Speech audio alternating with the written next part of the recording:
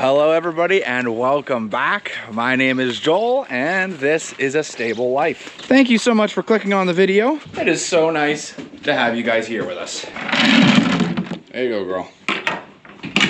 I don't know if you can tell from looking at around the ground, but we actually got rain last night, 3/4 of an inch. And let me tell you, we needed it. However, it was a heavy rain, which usually the first rain after a long time is a heavy rain. So a lot of it ran off the top of the ground, but we did have a soaking rain later on. I'm looking forward to seeing how quickly the pastures are taking that in, because we were running on about over 7 weeks of no rain. So it's safe to say that we needed it.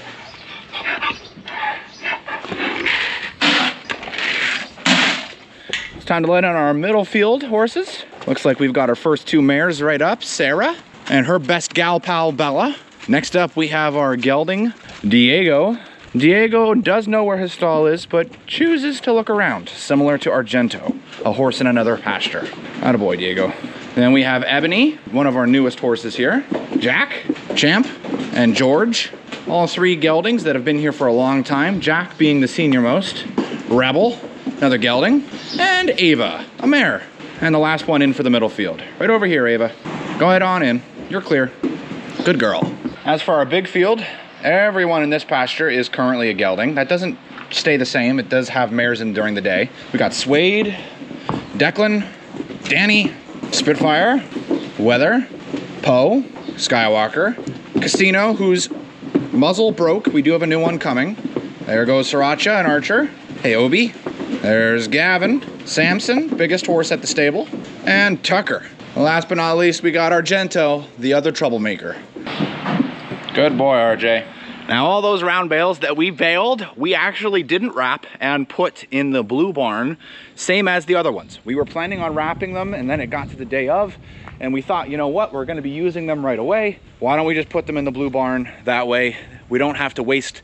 It's almost up to $6 a bale to wrap it sometimes, depending on the cost of wrap, because it just keeps fluctuating so much. So we thought, you know what, let's just put it in out of the way. So that's the story with those 14 round bales. And we have gotten started feeding our second cutting already, and the horses are loving it. That being said, I have something absolutely beautiful that I would love to show you guys. Hey! I have no idea what video this is getting placed in, but in between all these videos, I'm also working on this. This is the Wagon. You guys remember a couple videos ago, we got a giant box, the Woodland Mills Multilander Pro. I am currently in the middle of assembling it, and I was showing Gavin his surprise, which he's gonna be so excited about to use, I know that. And he thought, hey, how come you don't just set up a time lapse and time lapse yourself putting it together? And I thought, you know what, not a bad idea. So that's what we're gonna do. But I thought I'd show you guys. It's quite the heavy duty wagon. I'm kind of impressed actually. And I'm looking forward to comparing it to the others that are here, but the tires are a lot meatier. And the frame, oh my goodness, that frame is beautiful. That is nice. I love that it has a jack and a little handle stowage. You can just boom, and then away you go. And then when you're done, I love that. There's our hitch, the reason why we did what we did. So, all right, let's get to it.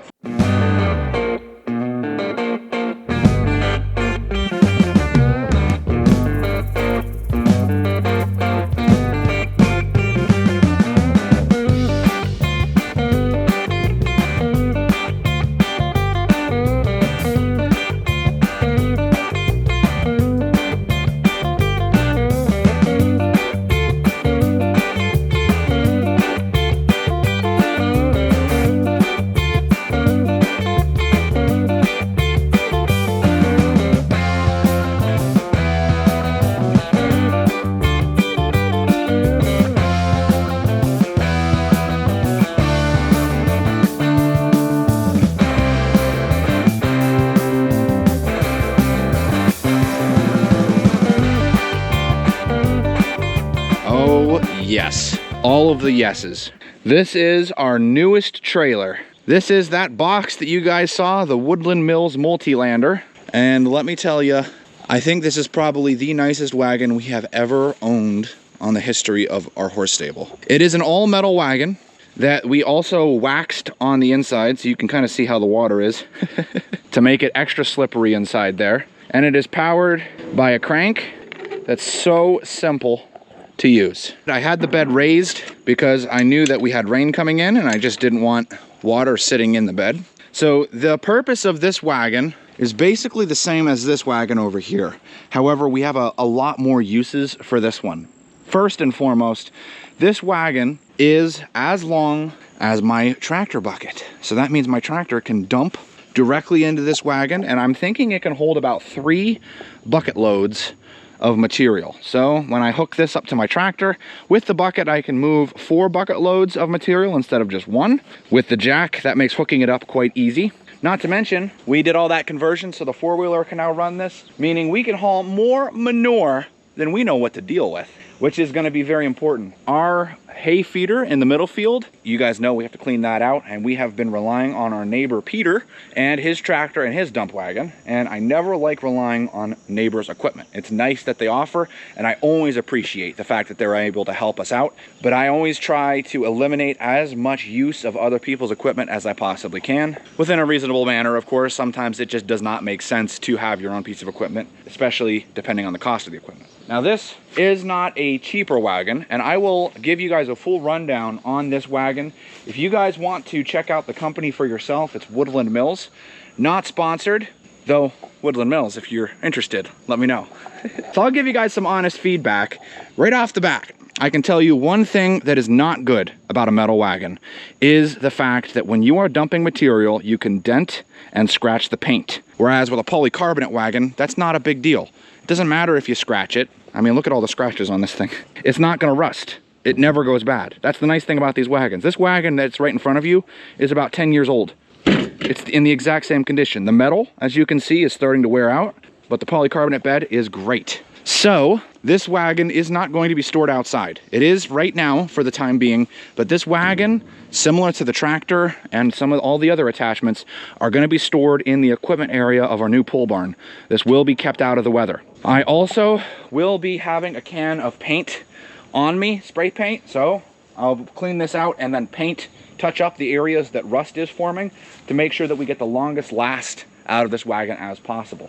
I went with a wagon that has a pulley attachment on the front of it instead of an electro-hydraulic dump or just hydraulic fittings that come out. I wanted this to be available for a variety of uses, not just for the tractor, but for the ATVs too. And you guys see the mud we deal with in the spring and fall. Oh my goodness, it's crazy. And all of the wagons that have an electro-hydraulic dump, the battery is on the bottom underneath the dump bed, and I just can't help but figure I'm gonna have problems with that battery and with electric system in the winter when it's cold, and with all the mud getting around there. I mean, this is going to be a utility wagon. It's gonna get dirty. And the last thing that I want is a utility wagon that I can't get dirty. What's the point of having it in the first place? So I'm very excited about this. It's gonna be awesome, and I'll let you guys know honestly how it goes. This wagon can hold up to 2,000 pounds, which is incredible. The sides are super sweet. It's got a removable front, a removable back, and the sides fold down on each thing. So you can turn this into a log trailer if you want and haul logs or 2x4s, timber, whatever you need to haul with it. Now, the big question, does it fit inside the horse stable? Let's find out. Also, this is a big surprise for Gavin. Gavin is the main guy that takes care of manure at the horse stable. And this wagon was purchased with him in mind. We did talk with him about a lot of things, so he was aware of us getting this wagon, but he hasn't seen it fully built yet. And I know what you're thinking, hey, wait a minute, you're recording this. Doesn't this mean Gavin's gonna see it on the videos before he sees it in real life? No, we actually are a little bit ahead with our videos right now. The date that I'm filming this is July 31st right now. So he's gonna be seeing this wagon tomorrow for the first time with his eyes, and he will not have seen the footage from this video yet, which is very exciting. So we're gonna get his live reaction to it on camera, and we're going to get him using it for the first time on camera. What do you say we hook up to it and see how it does, huh?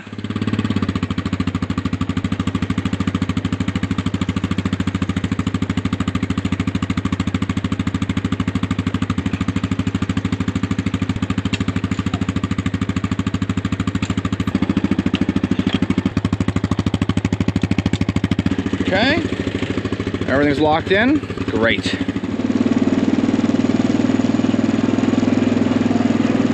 Oh, sweet. Now I already tried going that way. and it will not work going that way and making the turn. This wagon is the longest of everything that we have here, and it just can't make that L, but I'm thinking it might be able to work coming in from the other direction.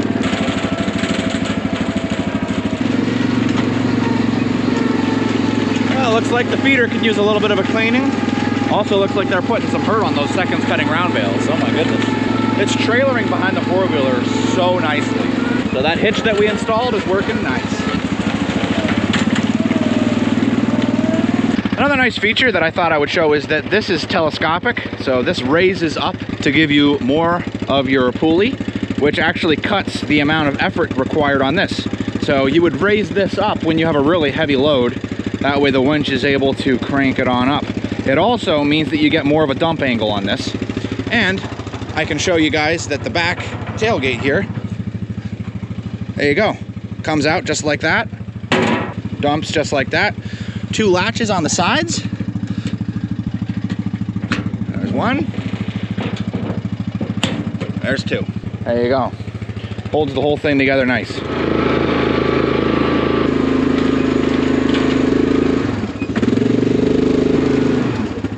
Oh my goodness, the quad doesn't have enough traction to get up the hill.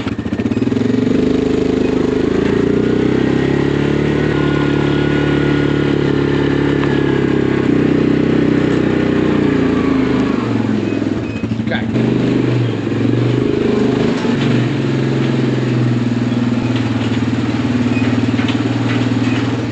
I'm gonna do as wide a turn as I can here. This is about as wide as I can get. Nope. Man. Well, that's a bummer. And that right here is the problem with that L in the barn. That's why you never design a horse stable with a giant L in it. What I'm about to do, you wouldn't be able to do if it was fully loaded. Honestly, I might not be able to do period anyway. It's too beefy for me to move. So I'm thinking the way that this wagon will be used in the barn is you'll back in, pull out, back in, pull out.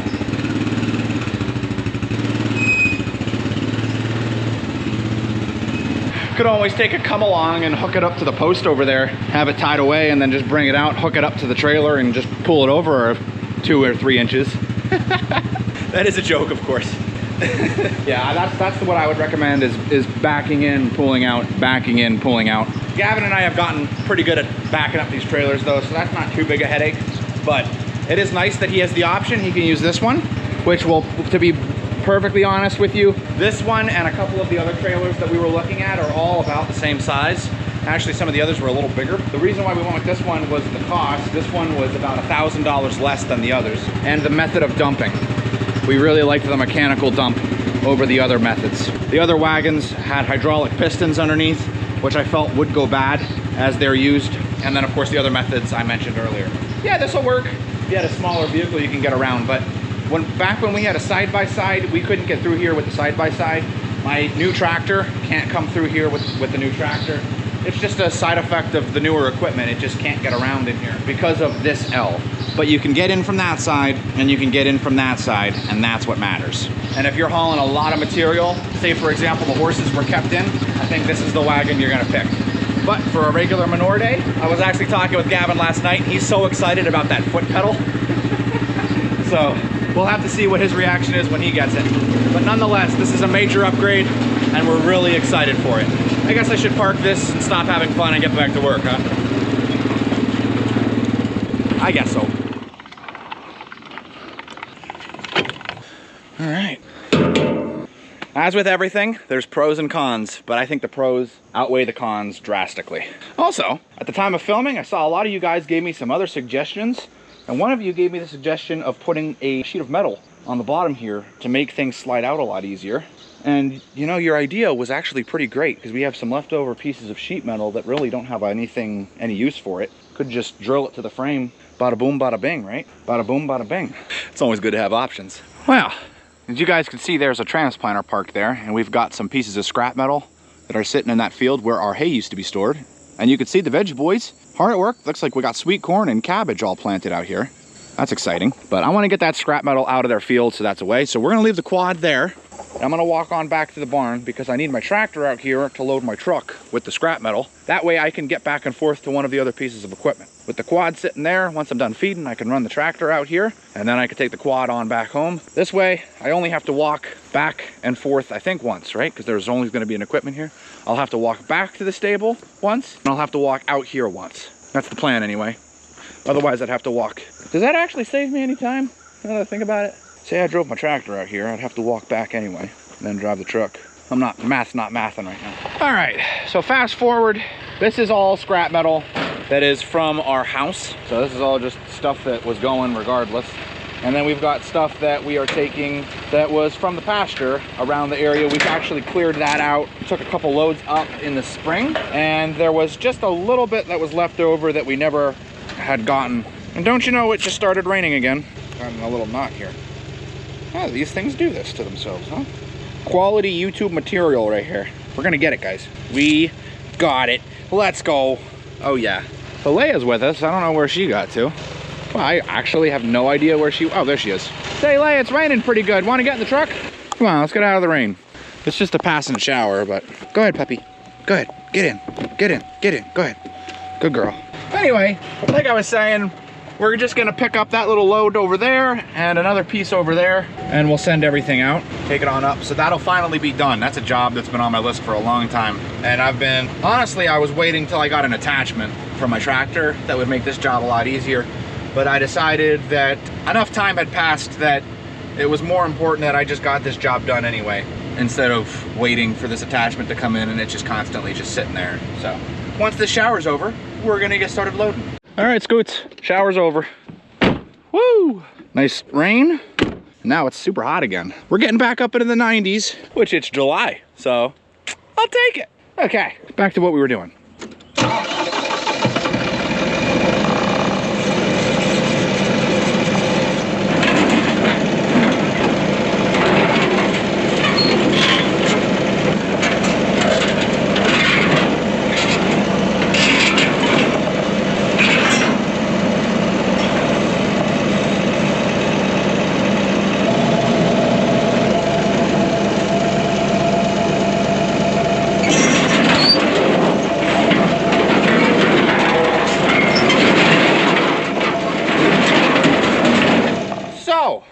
If I got it on camera or not, but when I picked up that scrap metal, a skunk came flying out of one of the tubes. Oh my word, I just froze. I was like, whoa, don't spray me. Ran over to that pumpkin field over there. So thankfully Leia didn't even notice, otherwise I would be working on, well, figuring out how to get my dog back without putting her in the truck because she got sprayed by a skunk.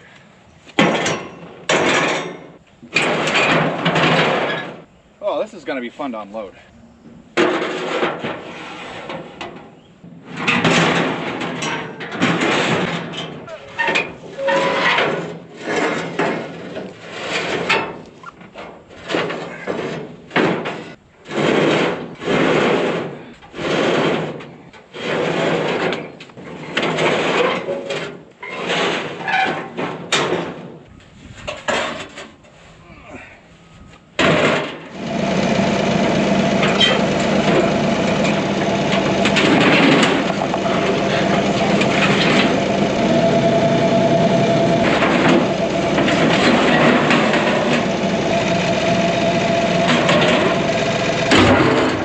So quick question, do you guys think that this will scare anybody? Yeah, I don't think so either. I think we're good. What do you think? Over the I-beam? Oh yeah. Give it that extra. Oh yeah.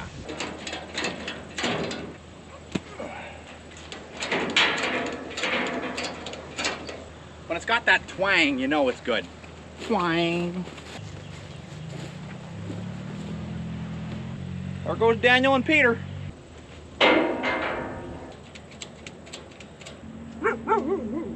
Breaking out the big strap for this guy. Figure that'll give some people some peace of mind. Oh, look what the cat dragged in. Just so you know, it's wet out. Just a little bit. Cool trailer, Joel. Thanks, man. Yeah. That's gotta be funny though. All right, well, she's pretty much roadworthy. Well, there we go. A fully empty trailer. All the scrap metal is gone and taken care of. Took me a little bit, but piece by piece, I was just slowly able to take a piece off at a time. As for the lawnmower, interesting little story for you there. Some random guy saw me unloading it and said, "Hey, are you scrapping that mower?" And I said, "Yes." And he said, "Does it run?" I said, "Yes." He came over, started it, and it fired right up. It was empty, by the way, but it fired right up. I guess there's just a little bit of gasoline left over in the carburetor. And he was like, "All right, hey, can I buy this off you?" So yeah, I ended up picking up a mower off the trailer and putting it on the back of his truck. And he was happy, I was happy, everything's taken care of. So anyway, that's all done. It's time to feed horses for the afternoon. And that job's like done. Like, I don't need to worry about scrap metal now for the foreseeable future. That's a good feeling.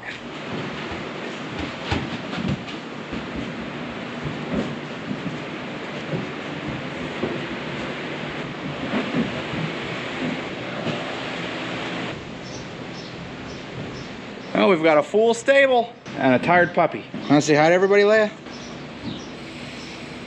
Looks like the cows are out enjoying the orchard. It's nice to see. We're gonna let these guys do their eating and then turn them right back out. Well guys, I really hope that you enjoyed the video. Thank you so much for watching. Before we conclude the video though, it's time for our question of the day. We are going to be answering questions from the video, putting your suggestions to work. Got a question from Baltimore Ship Spotting. Could you give Gavin a camera for Thursdays, or would he prefer not to video when he's on his own? The short answer is yes, and Gavin has filmed for us in the past, and I'm sure if I were to ask him, he would 100% take the camera. So we'll ask him and see what's what. I never want to pressure him though, because filming is very mentally taxing. Not only do you have to focus on your job, but you need to explain it, and oftentimes, at least for myself, I always find myself thinking about everything that I'm doing that someone either doesn't understand or thinks there may be something wrong with what I am doing.